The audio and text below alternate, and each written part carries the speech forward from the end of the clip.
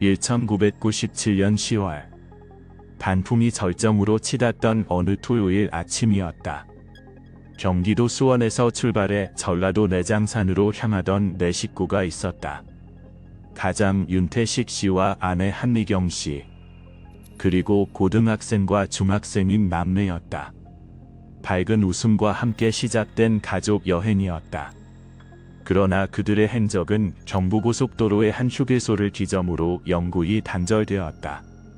주차장에는 그들의 승용차만이 덩그러니 남겨졌다. 트렁크에는 김밥과 과일이 담긴 도시락이 적재되어 있었다. 조수석 시트 위에는 어머니의 핸드백이 놓여 있었다. 지갑과 휴대폰, 심지어 차량의 시동키까지 모든 물품이 제자리에 존재했다. 오직 사람만이 증발하듯 사라졌다. 경찰은 수색을 개시했으나 유의미한 단서는 전무했다. 매수량은 절대적으로 부족했고 목격자들의 진술은 엇갈렸다. 4명이 동시에 실종되는 것이 가능한가? 무엇이 그들을 차량 밖으로 유인했는가? 사건 발생 12년이 경과했다. 2009년 가을, 해당 휴게소는 리모델링 공사에 착수했다. 낡은 창고를 철거하던 작업 인부의 손에 먼지가 켜켜이 쌓인 봉투 하나가 들려 나왔다. 내부에는 12년 전 증발한 가족의 소지품이 고스란히 들어있었다. 범인은 사건 초기부터 지근거리에 존재했다. 12년간 아무런 일도 없었다는 듯 일상을 영위해온 두 남자였다. 그러나 그들이 검거된 후에도 수사의 핵심은 미궁에 남았다. 그 가족은 현재 어디에 존재하는가? 1997년 단풍놀이를 떠났다가 고속도로 휴게소에서 실종된 네 가족의 사건 파일을 연다. 당신이 기억하지 않는다면 그들의 이름은 소멸한다. 이것은 실종 사건의 건조한 재구성이다. 1997년 10월 11일 토요일, 이른 아침이었다. 수원시 권선구 소재 아파트 단지에서 윤태식 씨 일가의 하루가 시작되었다. 42세의 윤태식 씨는 건축 자재 도매업을 운영하는 사업가였다. 15년간 성실히 일궈온 사업체는 외환위기 직전에 건설 호황과 맞물려 안정 궤도에 진입해 있었다. 39세의 아내 한미경 씨는 새벽부터 주방을 지켰다. 부엌 공기줌으로 참기름 향이 짙게 배어 나왔다. 20년간 동일한 조리법을 고수한 가족들이 선호하는 김밥이었다. 여행 시마다 직접 도시락을 준비하는 것은 그녀의 오랜 루틴이었다. 고등학교 2학년인 딸 윤서희 양은 수능을 불과 1년 앞둔 시점이었으나 부친의 제안에 동의했다. 중학교 3학년 아들 윤재호 군 역시 야구부 훈련으로 바쁜 일정을 소화 중이었다. 윤 씨가 가족 여행을 기획한 것은 사건 한 달 전이었다. 올해 들어 사업 실적은 순조로웠으나 자녀들은 학업 피로도가 높아 보였다. 단풍철을 맞아 내장산에 방문하자는 제안에 가족 전원이 찬성했다.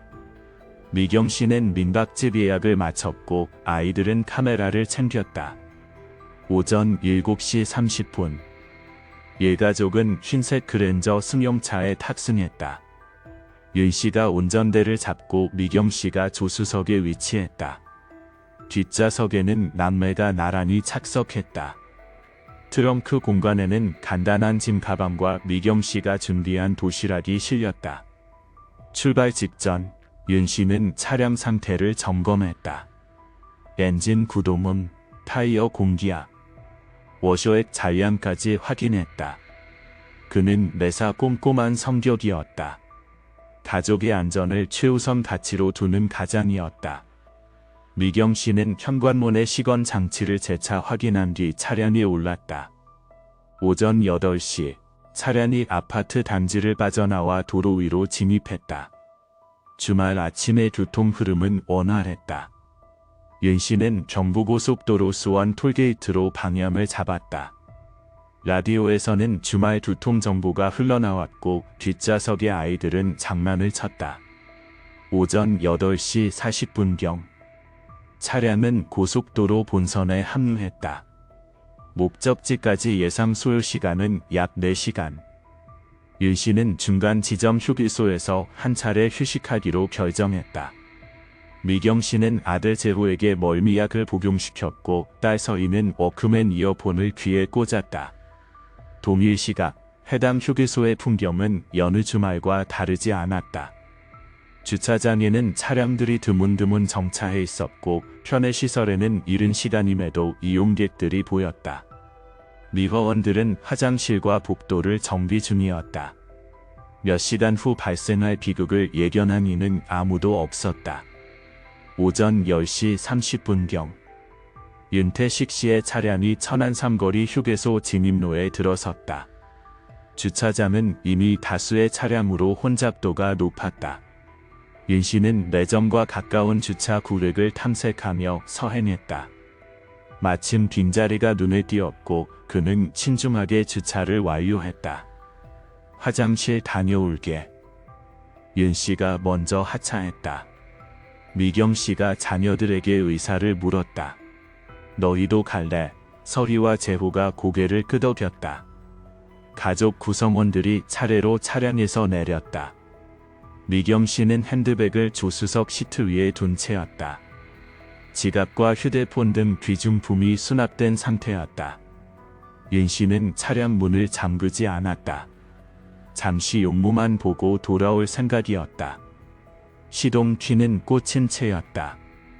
오전 10시 35분. 4명의 가족은 둘로 나뉘었다. 윤 씨는 남자 화장실로, 미경 씨는 여자 화장실로 이동했다. 서희는 모친을 따랐고 재호는 부친의 뒤를 쫓았다. 주차장에는 흰색 그랜저만이 침묵 속에 남았다. 그것이 마지막 장면이었다. 오전 10시 45분. 휴게소 주차장은 여전히 부산했다. 이용객들은 차량을 오르내리거나 시설을 이용했다. 평범한 오전의 일상이었다. 그러나 윤태식 씨 가족을 목격한 이는 존재하지 않았다. 최초의 의구심을 품은 것은 인근 주차면에 차량을 댄 한 가족이었다. 그들은 용무를 마치고 승차하려던 참이었다. 옆칸에 주차된 흰색 그랜저의 도어가 개방된 상태였고 휘뭉치에는 차키가 꽂혀 있었다. 처음에는 차주가 잠시 자리를 비운 것으로 판단했다. 10분이 흘렀다. 목격자 가족이 출차 준비를 마칠 때까지 그랜저의 상태는 변함이 없었다. 문은 여전히 열려 있었고 차주 일행은 돌아오지 않았다. 상황이 부자연스러웠다. 공공장소에 차량을 방치한 채 장시간 자리를 비우는 운전자는 드물다. 게다가 문까지 개방된 상태였다. 목격자인 남편의 등골로 서늘한 감각이 스쳤다. 그는 주위를 살폈으나 차주로 추정되는 인물은 보이지 않았다. 화장실 이용 중인가 싶어 대기했으나 나타나는 이는 없었다. 차량 내부를 확인한 그는 더욱 의아함을 느꼈다. 조수석에 여성용 핸드백, 뒷좌석에 책가방 2개. 오전 11시를 넘기고 있었다. 그는 휴게소 관리 사무소로 향했다. 30대 중반의 직원이 민원을 접수했다. 주차장에 문이 열린 채 방치된 차량이 있어 차주를 찾아야 할 것 같습니다. 직원은 목격자와 함께 현장으로 이동했다. 흰색 그랜저는 그 자리에 그대로였다. 직원은 차량 번호를 확인하고 주변을 수색한 뒤 방송 송출을 결정했다. 오전 11시 10분 안내 방송이 휴게소 전역에 울렸다.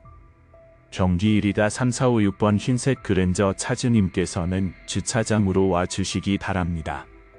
방송은 2차례 반복 송출되었다. 응답자는 없었다. 직원은 차량 내부를 정밀하게 살폈다. 핸드백 옆에는 삼성 레미콜 휴대폰이 놓여 있었다. 뒷좌석의 가방에서는 고등학교 학생증과 공책들이 발견됐다. 트렁크를 개방하자 김밥 도시락과 과일, 소형 여행 가방이 확인됐다.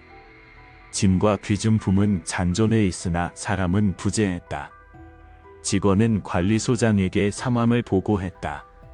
소장은 즉시 경비 인력을 동원해 휴게소 전 구역에 대한 수색을 지시했다. 화장실, 식당, 매점, 흡연실까지 샅샅이 뒤져야 했다. 경비 인력이 휴게소 전역을 샅샅이 훑었다.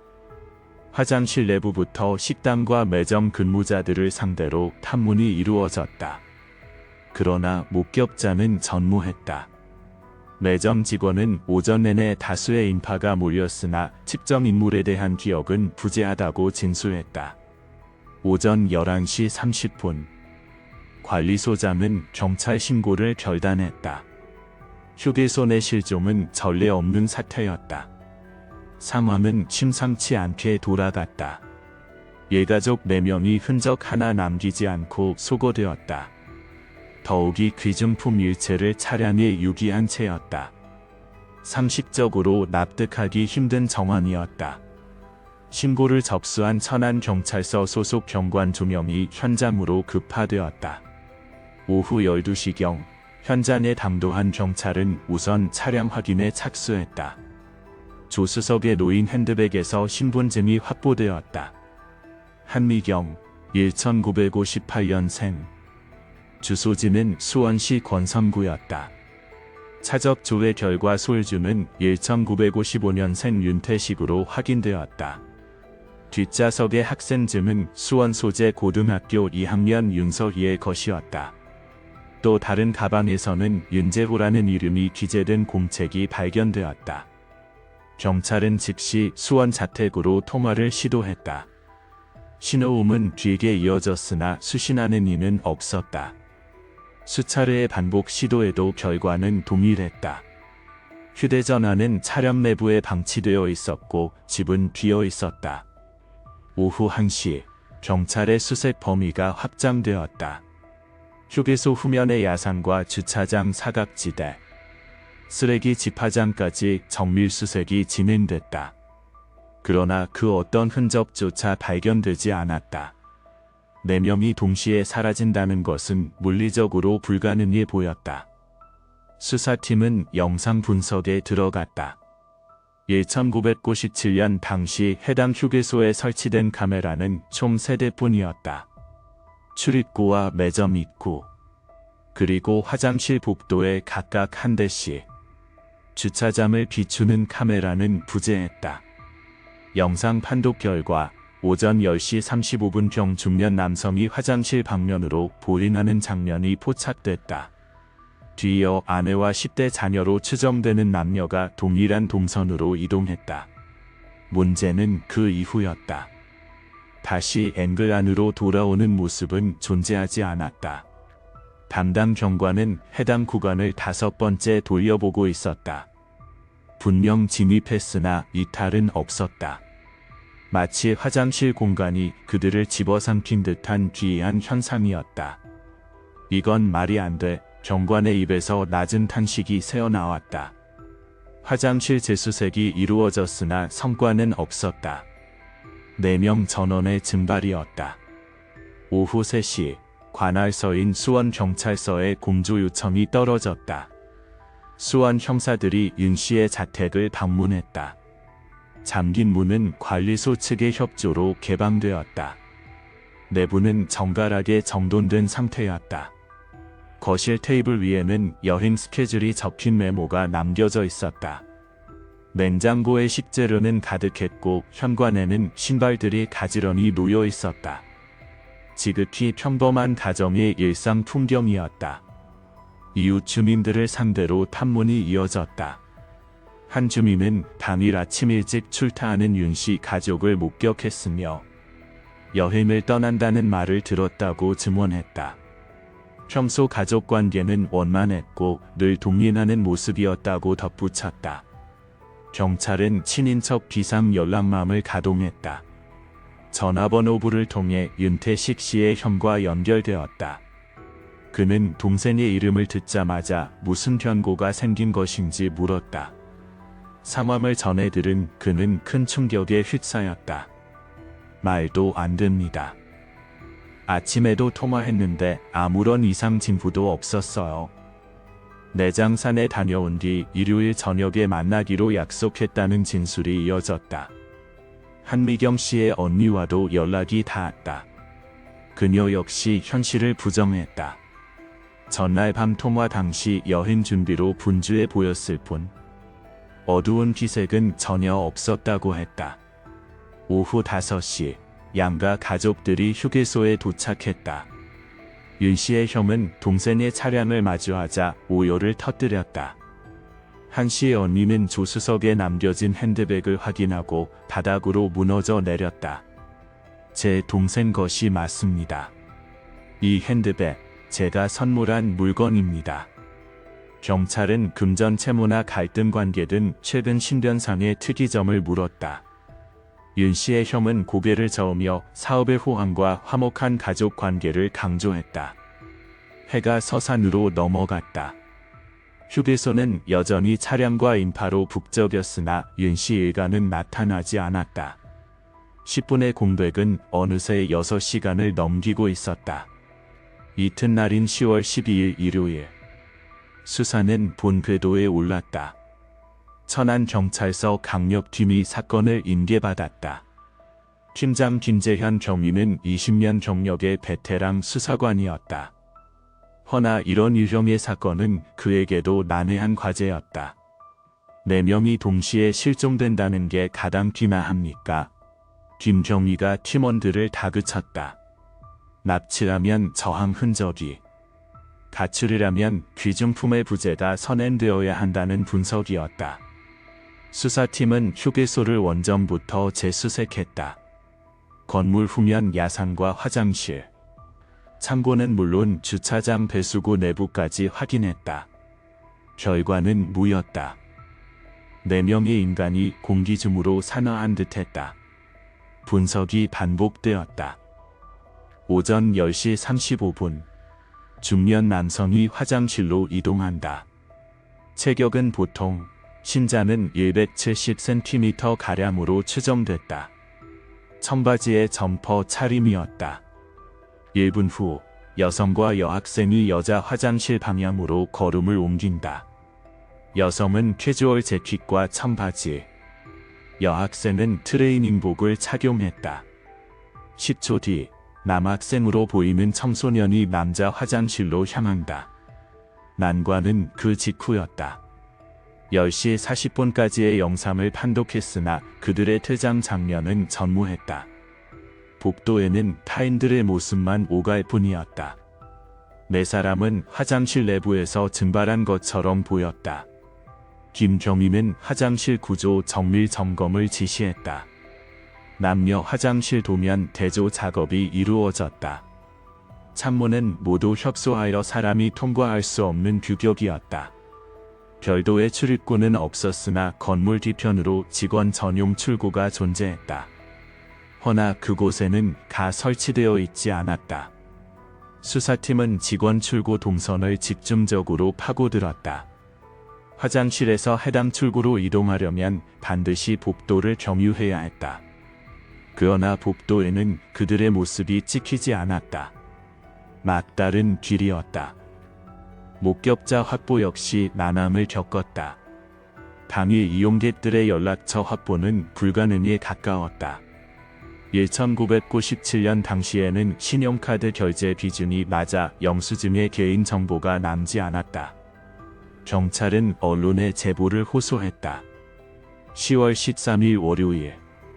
신문과 방송이 사건을 대서특필했다. 휴게소 일가족 증발.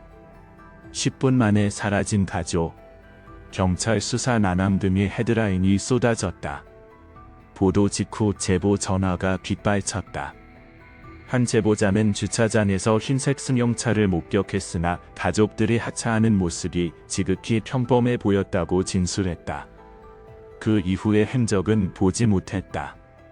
또 다른 목격자는 오전 10시 40분경 화장실 인근에서 다투는 소리를 청취했다고 제보했다. 누군가 큰 소리로 말하는 듯했습니다. 수사팀은 즉시 그를 소환해 진술을 확보했다. 남성의 목소리 같았으나 내용은 불명확했다. 인원수도 파악되지 않았으며 급히 지나치는 상황이었다고 덧붙였다. 진술은 모호했다. 시간대는 일치했으나 구체성은 결여되어 있었다. 경찰은 해당 시간대 화장실 주변 체류자를 대밤으로 수소문했으나 유사한 증언은 나오지 않았다. 매점 직원 역시 윤씨 가족을 기억해내지 못했다. 주말이라는 실성은 오히려 독이 되었다. 인파는 넘쳐났고 가족 단위 방문객의 홈수 속에서 특정 이름을 기억해내기란 불가능에 가까웠다. 수사망은 가족의 사회적 배경으로 넓혀졌다. 윤태식 씨의 사업장인 경기도 안산 소재 상가 건물이 첫 타깃이었다. 건설 자재 도매업체에는 직원 5명이 근무 중이었다. 사장님이 출근을 안 하셔서 우려하던 참이었습니다. 직원의 진술은 구체적이었다. 금요일 퇴근 무렵 월요일 출근을 약속했으나 연락이 두절되었다는 것이다. 최근 신변의 변화나 특이점은 없었다. 사업은 호황이었고 대표의 심기 또한 평온했다. 장부 열람 결과 매출 곡선은 꾸준했고 악성 부채는 존재하지 않았다. 은행 대출금은 있었으나 상환 일정은 정상적으로 준수되고 있었다. 경제적 동기는 소거되었다. 아내 한미경 씨의 주변 탐문도 이어졌다. 전업주부인 그녀는 살림과 육아에 전념해온 인물이었다. 아파트 분여회 활동에 적극적이었고 타인과의 마찰은 전무했다. 법 없이도 살 뿐입니다. 이웃의 평가는 일관되었다. 자녀 교육과 내조에 충실한 흠잡을 데 없는 여성이었다. 자녀들의 학교로 수사관이 파견되었다. 서희양의 고등학교 담임교사는 난색을 표했다. 서희는 교우 관계가 원만하고 성적이 우수한 모범생이었다. 최근 일탈의 조짐은커녕 학습 의욕이 넘쳤다는 증언이 확보됐다. 재호 군의 중학교 담임 역시 동일한 취지로 진술했다. 야구부 활동에 열성적인 구김살 없는 소년이었다. 친구들의 증언도 평범했다. 주말 내장산 여행을 앞두고 들떠 있었다는 내용뿐이었다. 한편 현장에서는 윤태식 씨의 형이 밤새 휴게소 인근 야산을 헤매고 있었다. 태식아, 어디 있니? 목이 쉬도록 동생의 이름을 불렀으나 사는 침묵으로 답했다. 한미경 씨의 언니 역시 주차장을 떠나지 못한 채 망부석처럼 자리를 지켰다. 일주일이 경과했다. 수사팀은 납치, 가출, 사고 등 모든 시나리오를 테이블 위에 올렸다. 심지어 비현실적인 외계인 납치설까지 거론되는 지경이었다. 그러나 명확한 해답은 그 어디에도 없었다. 20년간 해당 휴게소에서 근무한 매니저조차 깊은 자책감에 시달렸다. 자신의 관리 구역에서 벌어진 미스터리에 그는 불면의 밤을 보냈다. 담당인 김재현 경위 역시 한계에 부딪혔다. 20년 수사 인생에서 전무후무한 케이스였다. 4명이 증발한다는 것은 30 밖의 일이었다. 분명 사각지대가 있다. 그는 직감했다. 2009년 9월 가을의 초입이었다. 천안 삼거리 휴게소는 시설 노후화로 인해 전면 리모델링 공사에 착수했다. 12년 전 윤씨 일가가 사라진 바로 그 장소였다. 강산이 변한다는 12년의 세월은 많은 것을 희석시켰다. 직원은 교체되었고 대중의 관심은 식었으며 기억은 마모되었다.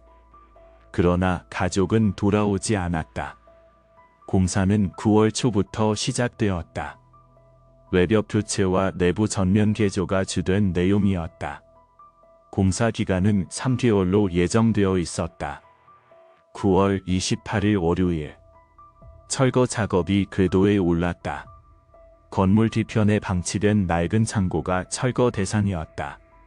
직원들조차 출입이 드문 폐기물 접치 장소였다. 철거 인부 이동수 씨가 창고 내부로 진입했다. 48세의 그는 건설 현장에서 10년 넘게 잔뼈가 굵은 베테랑이었다. 내부는 빛이 차단되어 어두웠고 먼지가 부유했다. 손전등 불빛이 구석을 훑었다. 낡은 박스더미 뒤편으로 이질적인 물체가 포착되었다. 검은색 비닐봉투였다. 먼지가 두껍게 내려앉아 있었다. 이씨는 봉투를 끄집어냈다. 예상보다 묵직한 중량이 손끝에 전해졌다. 그 옆으로 또 다른 봉투가 발견되었다. 이씨는 단순 폐기물로 판단하고 현장 소장을 호출했다. 소장님, 여기 쓰레기 처리가 필요할 것 같습니다. 소장이 다가와 봉투를 개봉했다. 내용물은 의류였다. 남성용 청바지와 점퍼가 나왔다. 원단은 사갔으나 형태는 온전했다. 곳곳에 갈색 얼룩이 묻어 있었다. 소장의 미간이 좁혀졌다. 다른 봉투도 확인했다. 여성용 캐주얼 재킷과 청바지였다. 역시 갈색 얼룩이 비산되어 있었다.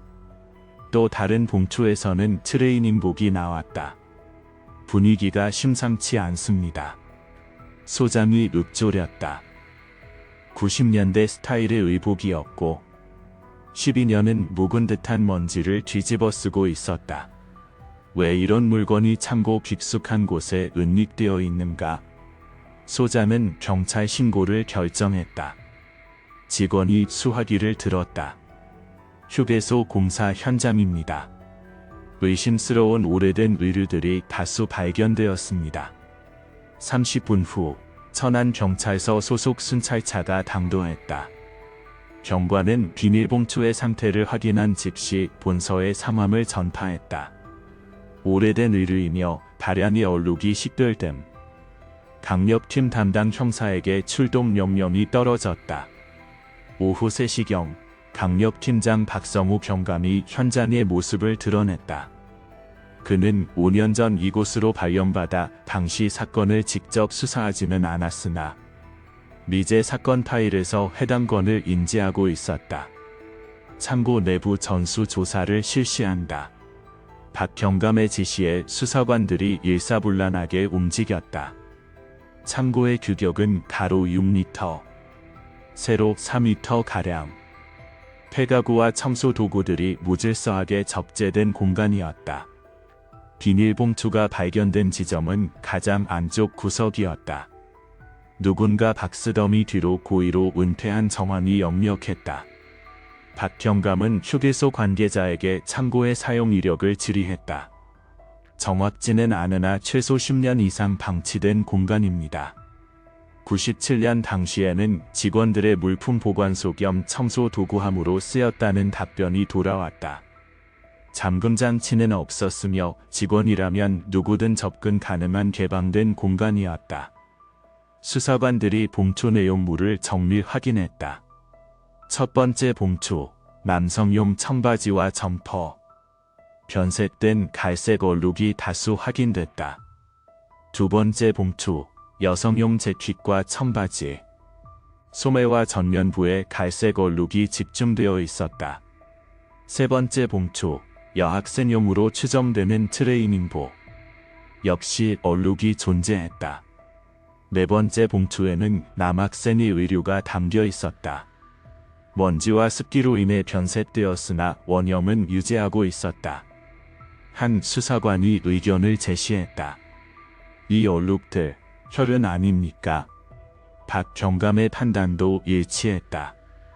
12년의 시간이 혈액을 갈색으로 산화시켰으나 비산 패턴은 혈흔의 특징을 보였다.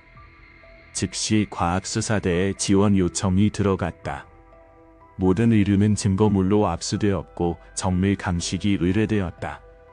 현장 사진 수십 장이 촬영되었고 참고 내부 구조와 발견 위치가 기록되었다. 박 경감은 1997년의 미제 사건 파일을 펼쳤다. 10월 11일 천안 삼거리 휴게소 4인 가족 실종 사건. 윤태식, 한미경, 윤서희, 윤재호. 당시 분석 기록을 대조했다. 실종된 중년 남성의 착장은 청바지에 점퍼, 여성은 캐주얼 재킷에 청바지, 여학생은 트레이닝복. 기록과 현장의 증거물이 완벽하게 일치했다. 박경감의 심장 박동이 빨라지기 시작했다. 창고에서 수습된 의류는 영상 속 착장과 일치했다. 박경감은 12년 전 사건의 주무 담당자를 수소문했다. 김재현 전 경위. 이미 현직을 떠난 상태였다. 연락을 취해 자문을 구하라는 지시가 하달됐다. 이틀 후 김 전 경위가 천안서의 모습을 드러냈다. 60대 초반에 접어든 그는 12년 전의 미제를 또렷이 기억하고 있었다. 드디어 실마리가 잡혔군요. 증거물들을 바라보는 그의 눈빛이 흔들렸다. 참고 수색 여부를 묻자 그는 건물 전체를 이 잡듯이 뒤졌으나 성과는 없었다고 회고했다. 그렇다면 이 의류들은 사건 직후가 아닌 수색 이후 시점에 유입되었거나 당시 수사팀의 사각지대에 놓였을 가능성이 존재했다. 당시 참고는 물류 접재량이 상당했습니다. 박스더미 심층부에 은닉된 봉투를 식별하기란 쉽지 않았을 겁니다. 김 전 경위의 표정에는 씁쓸함이 감돌았다. 국과수의 정밀 감식이 개시됐다. 얼룩에 대한 성분 분석, 추출, 혈흔 형태 분석, 섬유 대조 작업이 숨가쁘게 진행됐다. 2주의 시간이 소요됐다.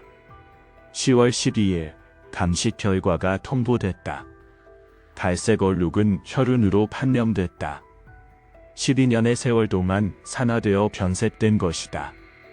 남성 의류에는 윤태식 씨, 여성 의류는 한미경 씨, 학생 의류는 서희양과 재호 군의 것으로 각각 확인됐다.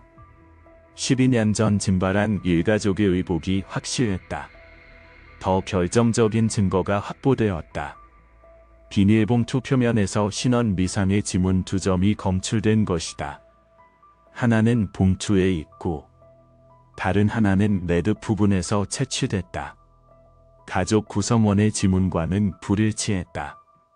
이 지문의 주인을 반드시 찾아야 합니다. 박경감의 목소리에 힘이 실렸다. 전국 지문 데이터베이스 조회 작업이 시작됐다. 사건은 12년 만에 급물살을 타기 시작했다. 데이터베이스 대조 작업에는 3일이 소요됐다. 2009년의 지문 감식 시스템은 1997년과는 비교 불가한 수준으로 진일보해 있었다. 수백만 건의 디지털 지문 데이터가 소고속으로 스캔되었다. 10월 15일 오후 결과가 도출됐다. 2개의 미확인 지문 중 하나가 특정 인물과 일치했다. 조현수, 1965년생. 천안 출신의 44세 남성이었다. 박경감은 즉시 범죄 경력을 열람했다. 95년 폭행치사무로 집행유예, 99년 사기 혐의로 징역 1년, 2003년에는 절도로 징역 6개월. 자범 수준의 전과였으나 강력 범죄 이력은 없었다. 핵심은 그의 직업 이력이었다. 1997년 당시 조련수는 천안 삼거리 휴게소의 시설 관리 및 미화 담당 직원이었다. 사건 당일 근무 기록도 확인됐다. 12년간 조연수는 평범한 일상을 영위했다. 출근하고 식사하고 수면을 취했다. 일가족이 흔적도 없이 사라진 현장에서 불과 수킬로미터 떨어진 곳에서 아무 일도 없었다는 듯 살아온 것이다. 그 사실이 박경감의 분노를 자극했다. 12년 전 수사 기록을 재검토했다. 조연수는 당시 참고인 조사를 받았다. 그러나 용의선상이 오르지 못했고 간단한 진술 조서만 작성된 채 귀가 조치되었다. 지문 채취 역시 이루어지지 않았다. 당시 휴게소 직원은 단순 참고인으로 분류되었고 뚜렷한 혐의점이 없는 한 강제 수사는 관행적으로 배제되던 시절이었다. 박경감은 조현수의 현 주거지를 파악했다. 천안시 동남구 소재의 빌라였다. 최근 3년간은 건설 현장 일용직으로 생계를 유지하고 있었다. 미혼이었고 독거 중이었다. 소환에 앞서 추가 조사가 선행되어야 했다. 나머지 지문의 주인을 규명해야 했다. 두 번째 지문은 데이터베이스 매칭 결과가 없었다. 전과가 없거나 공무원 임용 이력이 없는 일반인이라는 의미였다. 박경감은 97년 당시 휴게소 근무자 명단을 다시 펼쳤다. 초모는 15명, 매니저 1명, 매점 4명, 식당 5명, 시설관리 5명. 조현수는 시설관리팀 소속이었다. 당시 동료들을 상대로 탐문이 시작됐다. 12년이 흘렀으나 연락이 닿는 이들이 존재했다. 한 직원은 여전히 해당 휴게소에 재직 중이었고 이직한 직원들의 소재도 파악됐다. 수사관들의 개별 면담이 이어졌다. 조현수에 대해 기억하십니까? 대다수는 희미한 기억을 떠올렸다. 과묵하고 단독 행동을 즐기는 인물이었다는 평이 줄을 이뤘다. 그러던 중 결정적인 증언이 확보됐다. 조현수가 당시 김태민이라는 동료와 꽤 가깝게 지냈습니다. 김태민, 1968년생. 두 사람은 흡연과 식사를 자주 함께하던 사이였다. 김태민의 주소지는 천안시 서북구였다. 현재 소규모 차량 정비소를 운영 중이었다. 수사관들이 정비소를 급습했다. 김태민은 41세의 왜소한 체격의 소유자였다. 경찰 신분을 밝히자 그의 동공이 미세하게 흔들렸다. 97년 실종사건 재수사건임을 알리자 그는 기억한다고 답했다. 조련수와의 친분을 묻자 김태민은 잠시 주저했다. 그냥 직장 동료였습니다. 방어적인 태도가 역력했다. 10월 11일 근무 여부에는 고개를 끄덕였다. 특이사항 목격 여부에는 부정했다. 평범한 주말이었습니다. 손님도 많았고요. 조련수와의 동인 여부를 묻자 일부 시간대에 함께 작업했다고 진술했다. 수사관이 지문 채취를 요구했다. 김태민은 거부 반응을 보였다. 왜 제 지문이 필요합니까? 용의선상 배제를 위한 절차라는 설득에 그는 마지못해 응했다. 채취된 지문은 즉시 감식반으로 이송됐다. 이튿날 오후 결과가 통보됐다. 김태민의 지문이 봉투의 두 번째 지문과 정확히 일치했다. 12년 전의 미스터리에 두 사람이 공모한 정황이 드러난 것이다. 박경감은 작전회의를 소집했다. 동시 검거가 필수적이었다. 상호 연락을 차단하고 증거인멸 및 도주 우려를 원천 봉쇄해야 했다. 10월 17일 새벽 6시 검거 작전이 개시됐다. 두 개 조로 나뉜 형사대가 각자의 목표 지점으로 이동했다. 박경감이 조현수의 빌라를 맡았고 다른 팀은 김태민의 자택을 포위했다. 조현수의 현관문을 두드렸다. 한참의 침묵 끝에 문이 열렸고 잠옷 차림의 조현수가 모습을 드러냈다. 경찰입니다. 그 한마디에 조현수의 안색이 흑빛으로 변했다. 긴급 체포 영장이 제시됐다. 저항은 없었다. 영문을 물었으나 수사관들은 묵묵부답으로 그를 연행했다. 가택 수색이 이어졌다. 특이 물품은 없었으나 낡은 수첩 하나가 압수 목록에 추가됐다. 동시에 김태민도 체포됐다. 그는 조현수보다 격렬하게 반응했다. 이유가 뭡니까? 왜 사람을 잡아가요? 항변은 묵살되었고 그는 호송차에 태워졌다. 오전 9시 두 용의자는 격리된 조사실에 각각 수감되었다. 박경감은 조현수를 첫 타자로 지목했다. 12년 전 사건에 대한 기억을 물었다. 어렴풋이 납니다. 건조한 답변이었다. 당신의 지문이 실종자 의류가 담긴 봉투에서 발견됐습니다. 결정적 증거가 제시되자 조현수의 눈빛이 변했다. 무거운 침묵이 흘렀다. 변호사를 선임하겠습니다. 조연수와 김태민은 변호인 접견 후 약속이나 한 듯 묵비권을 행사했다. 어떤 질문에도 입을 닫았다. 박 경감은 우회로를 모색해야 했다. 물적 증거만으로는 공소 유지가 불안정할 수 있었다. 지문의 존재만으로는 살인이나 납치를 입증하기에 한계가 있었다. 청수 업무 중 우연히 쓰레기를 처리하다 묻었다라는 결론이 예상됐다. 직접적인 목격자나 자백이 절실했다. 수사팀은 원점에서 다시 시작했다. 1997년 당시 근무자들을 재조사했다. 김태민과 조현수의 관계, 그리고 당일의 행적에 대한 미세한 기억이라도 끄집어내야 했다. 12년이라는 시간의 장벽은 높았으나 포기는 없었다. 박 경감은 97년 당시 수사 기록을 복기했다. 당일 제보자 명단을 훑어 내려갔다. 사소한 제보라도 놓치지 않고 재연락을 시도했다.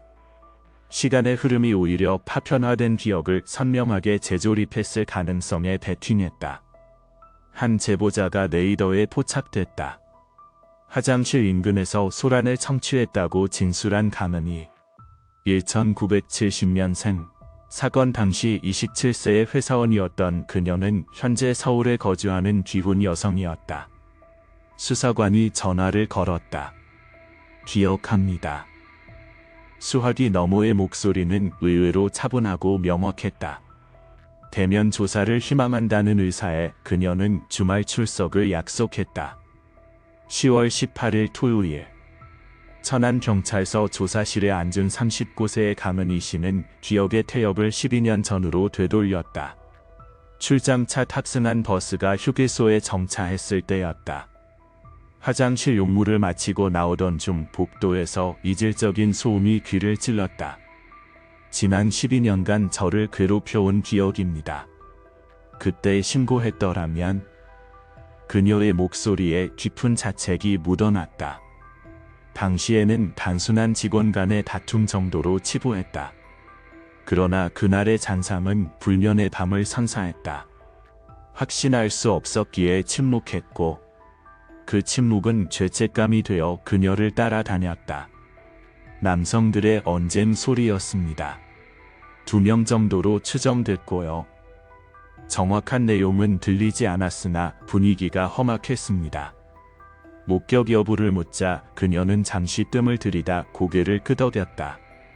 시간은 기억을 흐리는 것이 아니라 오히려 불필요한 노이즈를 제거하고 핵심만을 남겨둔 듯했다.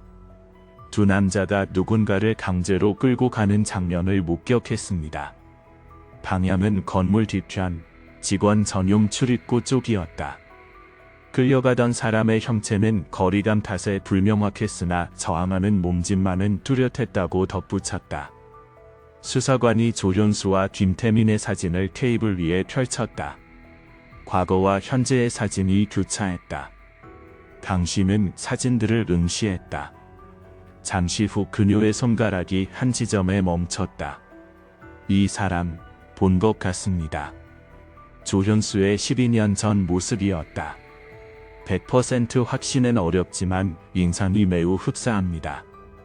김태민의 사진에는 고개를 저었으나 2명이 함께 있었다는 사실만은 재차 강조했다. 왜 당시에는 진술하지 않았는가? 직원들이라 대수롭지 않게 여겼습니다. 하지만 실종 시각과 제가 목격한 시간대가 일치한다는 보도를 접한 후 의심이 확신으로 변해갔습니다. 12년이라는 세월 탓에 망설였으나 경찰의 연락이 용기를 줬다고 했다. 그녀는 법정 증언까지 약속했다. 진실 규명을 위해서라면 기꺼이 나서겠다는 의지였다. 박 경감은 탐문의 범위를 넓혔다. 연락 가능한 당시 체류객들을 전수조사했다. 대부분은 기억이 소거된 상태였으나 직원들이 무언가에 쫓기듯 분주하게 움직였다는 유사 증언이 소수 확보됐다. 97년 당시 휴게소 매니저의 소재도 파악됐다. 은퇴 후 지방에 낙향에 있던 그와 통화가 연결됐다. 일 처리는 성실했으나 동료들과 섞이지 않는 인물들이었습니다. 사건 당일의 특이점을 묻자 뜻밖의 증언이 튀어나왔다. 경찰 조사가 한창이던 그날 오후 조윤수와 김태민이 돌연 조퇴를 요청했습니다. 급한 용무가 있다며 서둘러 퇴근했죠. 사건 발생 직후 현장을 이탈했다는 결정적 정황이었다. 무엇을 은폐하기 위해 어디로 향했는가?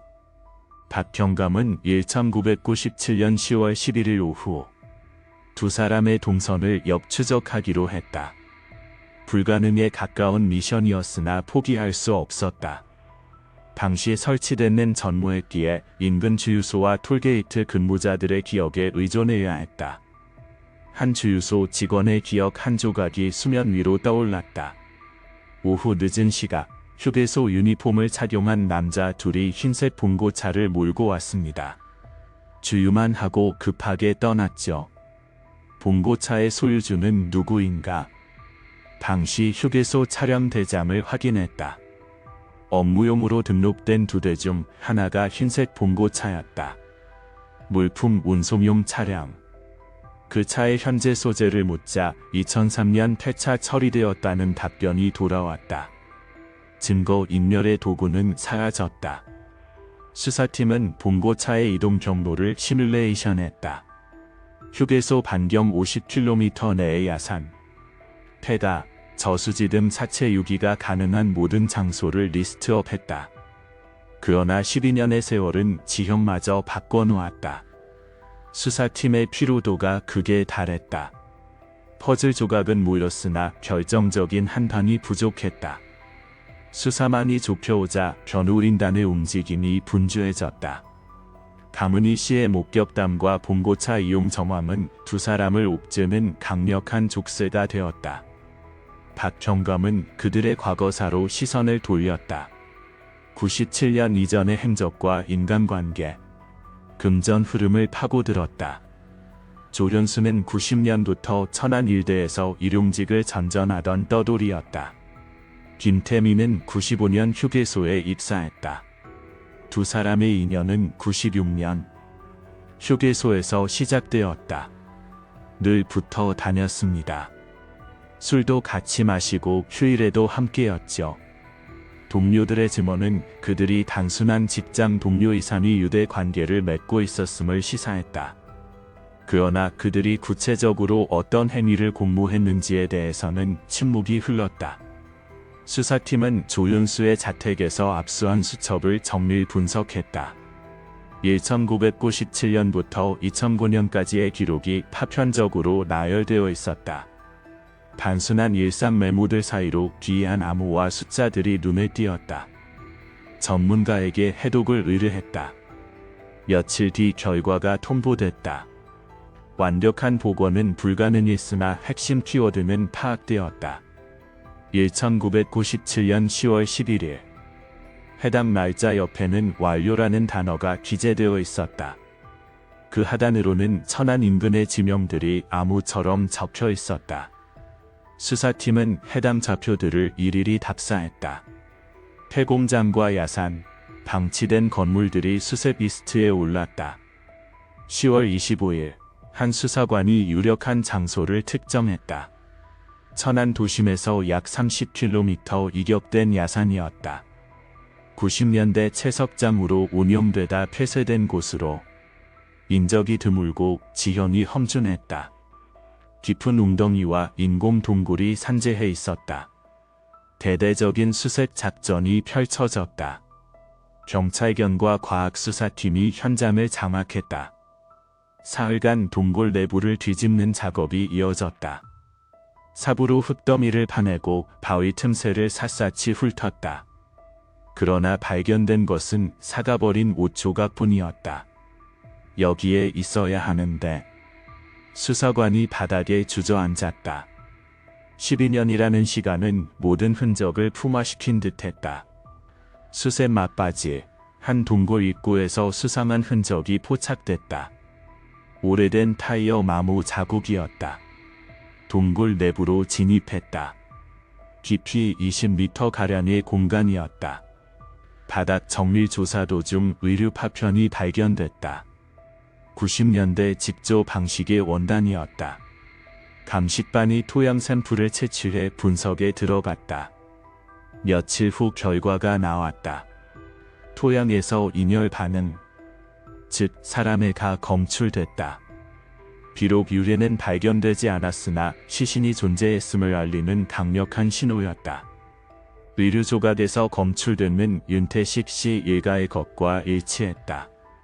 박경감은 이 결정적 증거를 들고 조현수를 다시 압박했다. 동굴에서 확보한 증거물들을 테이블 위에 깔았다. 당신들이 그곳에 갔다는 사실은 부정할 수 없습니다. 조현수의 표정이 일그러졌다. 변호인과의 장시간 접견 끝에 그가 입을 뗐다. 그러나 온전한 자백은 아니었다. 김태민이 협박해서 어쩔 수 없이 도왔을 뿐입니다. 주동자는 김태민이라는 주장이었다. 김태민을 재소환했다. 조현수의 진술 내용을 들려주자 그 역시 태도를 바꿨다. 저도 강요에 의했을 뿐입니다. 서로에게 책임을 떠넘기는 진흙탕 싸움이 시작됐다. 박경감은 두 사람의 대질 신문을 강행했다. 조현수가 성공했다. 이 사람이 시켰습니다. 김태민이 고성을 질렀다. 거짓말, 당신이 먼저. 박경감의 눈빛이 매서워졌다. 먼저 무엇을 했습니까? 김태민은 입을 다물었다.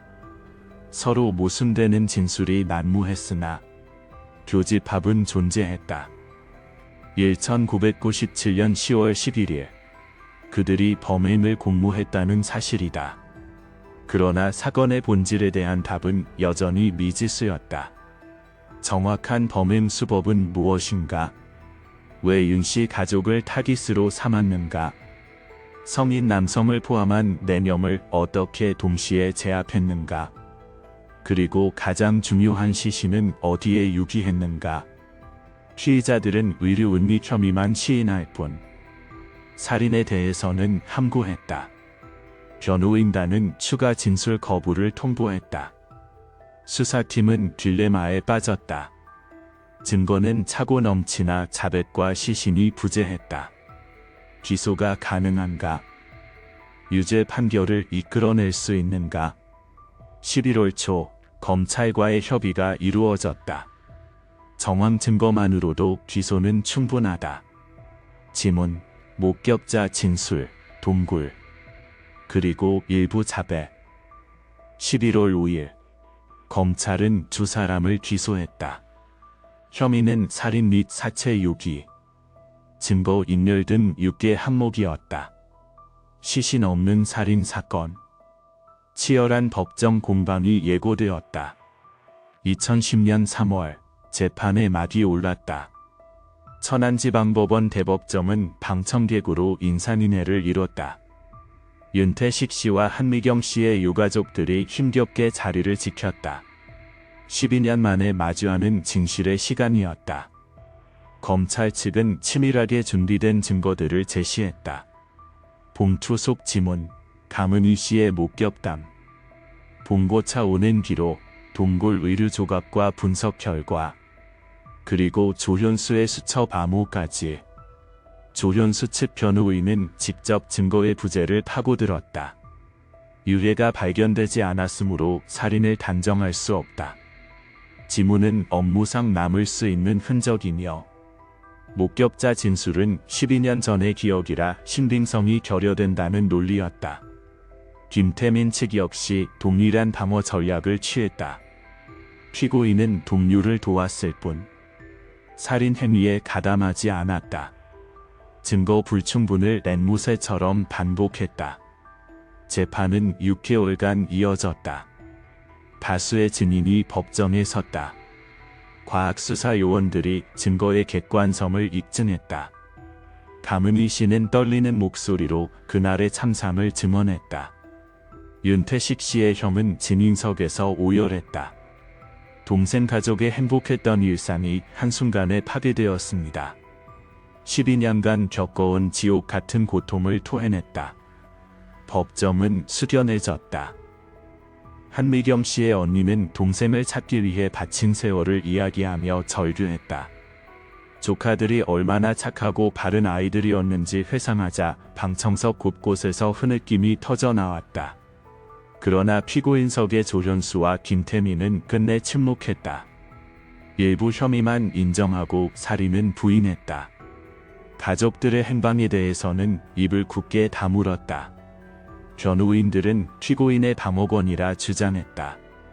재판 과정을 통해 몇 가지 팩트는 확인되었으나 미스터리는 여전히 짙었다. 왜 그들이었나? 계획적 범행인가 우발적 충돌인가? 그들은 지금 어디에 잠들어 있는가? 2010년 9월 첫 번째 심판결 선고일이 다가왔다. 재판부는 두 피고인에게 각각 무기징역을 선고했다. 판결문은 단호했다. 피고인들은 치밀한 계획하에 범행을 실행했다. 비록 유해는 발견되지 않았으나 정황상 피해자 전원의 사망은 명백하다. 재판장은 말을 이었다. 12년간 진실을 은폐하며 평범한 일상을 영위했다. 피해자 유족에게 영구적인 고통을 안겼음에도 끝내 시신 유기 장소를 함구하고 있어 정상 참작의 여지는 없다. 주문이 낭독되는 순간 윤태식 씨의 형은 고개를 떨구고 오열했다. 그것은 정의 구현에 대한 환희가 아니었다. 범인은 법의 심판대 위에 섰으나 동생은 돌아오지 못했다. 조카 서희와 재호가 차가운 땀 어디에 묻혀 있는지는 여전히 미궁이었다. 이것이 과연 온전한 정의인가? 그는 되물었다. 조현수와 김태민은 즉각 항소했다. 2011년 2심 재판부 역시 무기징역을 유지했다. 대법원의 판단도 다르지 않았다. 2012년 형은 최종 확정되었다. 두 사람은 각기 다른 교도소로 이감되었다. 수감 이후에도 가족들의 면회 신청은 끊이지 않았다. 유해의 위치만이라도 알려달라는 간절한 호소였다.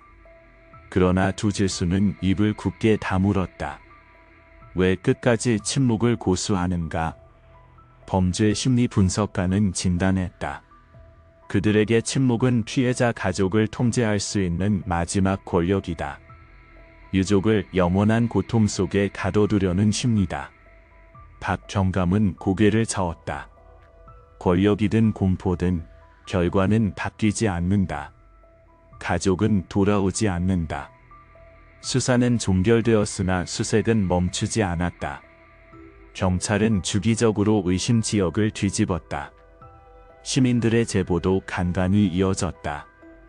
허나 윤씨 일가의 유골은 끝내 발견되지 않았다. 2015년 조현수가 교도소에서 편지 한 통을 발송했다. 내용은 피해자 가족에 대한 사과였다. 그러나 핵심인 유해 소재에 대한 언급은 전무했다. 가족들의 상처는 더 났다. 김태민은 그 후로 철저한 단절을 택했다. 면회를 거부했고 서신 작성도 중단했다. 교도관들과의 대화조차 거부한 채 세상과 담을 쌓았다. 유족들은 여전히 기다림의 시간을 산다. 27년이 흘렀으나 그들의 시계바늘은 1997년 10월 11일에 고정되어 있다. 범인은 잡혔고 형벌은 확정되었다. 그러나 진실은 반쪽짜리에 불과했다. 가장 본질적인 질문. 그 가족의 소재는 여전히 미스터리 영역이다. 시신 없는 장례식은 불가능했다. 추모를 위한 공간조차 마련할 수 없었다. 어쩌면 그들은 여전히 가족이 어딘가에서 돌아오기를 막연히 기다리고 있을지 모른다. 사건은 법적으로 해결되었으나 실질적으로는 미해결 상태다. 가해자는 감옥에 갇혔으나 피해자는 찾을 수 없다. 이것이 미제 사건이 남긴 가장 잔혹한 흔적이다. 2024년 사건 발생 27년이 경과했다. 천안 삼거리 휴게소는 수차례의 리모델링을 거쳐 최신식 건물로 탈바꿈했다. 주말이면 수많은 가족 단위 여행객이 이곳을 경유한다. 그러나 1997년의 비극을 기억하는 이는 드물다. 윤태식 씨의 형은 어느덧 70대 노인이 되었다. 매년 10월 11일이 되면 그는 휴게소를 찾는다. 동생 가족의 마지막 흔적이 서린 그 자리에 선다. 하얀 국화 내송이를 내려놓고 묵념한다. 한미경 씨의 언니 또한 동생을 놓지 못했다. 97년 아침의 통화가 마지막 육성이었다. 언니, 우리 여행 잘 다녀올게. 수화기 너머에 들뜬 목소리는 여전히 생생하다. 그녀는 매달 실종자 가족 모임에 참석해 동병상련의 아픔을 나눈다. 서리양이 재학했던 고등학교는 통퇴학되어 역사 속으로 사라졌다. 재호 군이 뛰놀던 야구장만이 그 자리를 지키고 있다. 27년 전 아이들의 꿈과 웃음은 그날 멈춰버렸다. 그들이 살아있었다면 지금쯤 40대의 중년이 되었을 것이다. 조현수와 김태민은 여전히 복역 중이다.